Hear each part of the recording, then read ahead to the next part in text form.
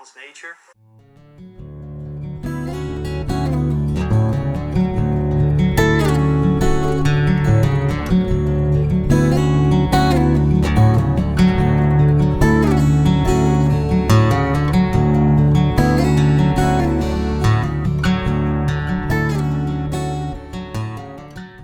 Slate. Like this, yeah? Yes. Just top and bottom, that's it. Okay.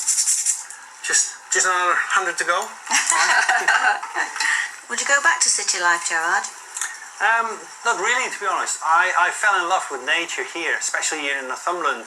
It's ruralness. The main reason why I live very rural is that because you can shape your own life. When you go back to city will shape your life, and that's the reason why I'm here in Northumberland. I'm into making things from found objects, particularly driftwood I'm interested in, and there's lots of it, isn't there, around here on the beaches of Northumberland? Yes.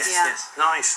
Now that you mentioned wood, of course I use slate, but I also use wood, and I'm using that also in the studio. Linda's ready. We could go to the studio and have a look what I make from also wood and slate. Okay, lovely.